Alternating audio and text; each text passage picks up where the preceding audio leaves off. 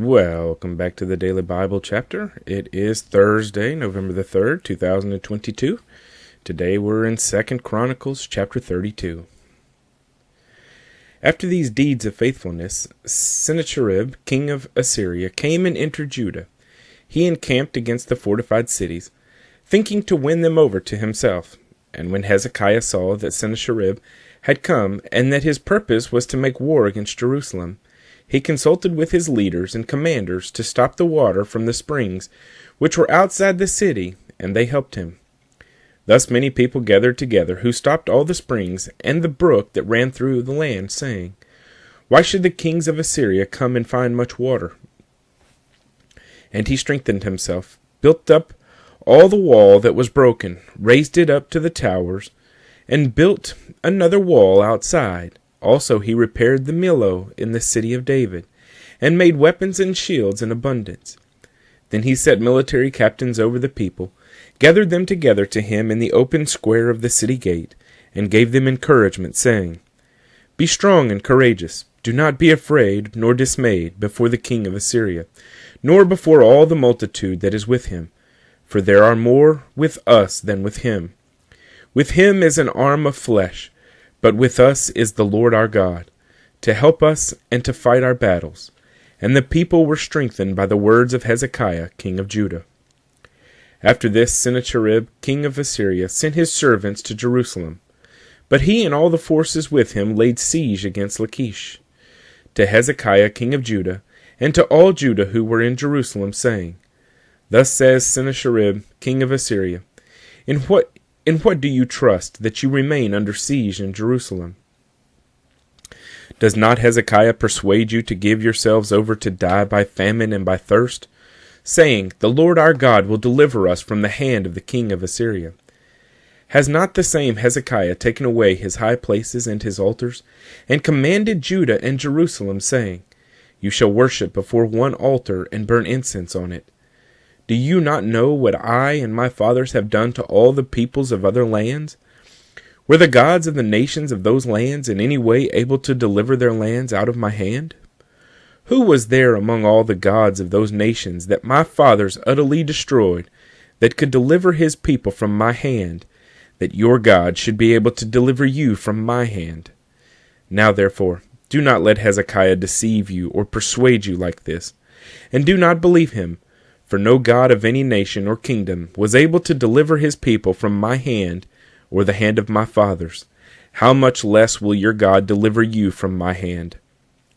Furthermore, his servant spoke against the Lord God and against his servant Hezekiah. He also wrote letters to revile the Lord God of Israel, and to speak against him, saying, "As the gods of the nations of other lands have not delivered their people from my hand, so the God of Hezekiah will not deliver his people from my hand."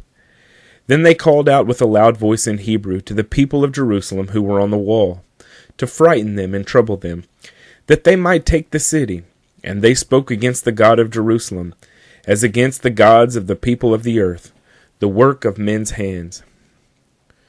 Now because of this, King Hezekiah and the prophet Isaiah, the son of Amoz, prayed and cried out to heaven. Then the Lord sent an angel who cut down every mighty man of valor, leader, and captain in the camp of the king of Assyria. So he returned shamefaced to his own land. And when he had gone into the temple of his God, some of his own offspring struck him down with the sword there. Thus the Lord saved Hezekiah and the inhabitants of Jerusalem from the hand of Sennacherib, the king of Assyria, and from the hand of all others, and guided them on every side. And many brought gifts to the Lord at Jerusalem, and presents to Hezekiah king of Judah, so that he was exalted in the sight of all nations thereafter. In those days Hezekiah was sick and near death, and he prayed to the Lord, and he spoke to him and gave him a sign. But Hezekiah did not repay according to the favor shown him, for his heart was lifted up. Therefore wrath was looming over him and over Judah and Jerusalem. Then Hezekiah humbled himself for the pride of his heart, he and the inhabitants of Jerusalem, so that the wrath of the Lord did not come upon them in the days of Hezekiah. Hezekiah had very great riches and honor, and he made himself treasuries for silver, for gold, for precious stones, for spices, for shields, and for all kinds of desirable items, storehouses for the harvest of grain, wine, and oil, and stalls for all kinds of livestock, and folds for flocks. Moreover, he provided cities for himself, and possessions of flocks and herds in abundance, for God had given him very much property. This same Hezekiah also stopped the water outlet of Upper Gihon, and brought the water by tunnel to the west side of the city of David. Hezekiah prospered in all his works. However, regarding the ambassadors of the princes of Babylon, whom they sent to him to inquire about the wonder that was done in the land, God withdrew from him, in order to test him, that he might know all that was in his heart. Now the rest of the acts of Hezekiah, and his goodness, indeed they are written in the vision of Isaiah the prophet, the son of Amoz, and in the book of the kings of Judah and Israel. So Hezekiah rested with his fathers, and they buried him in the upper tombs of the sons of David, and all Judah and the inhabitants of Jerusalem honored him at his death. Then Manasseh his son reigned in his place. 2 Chronicles chapter 32.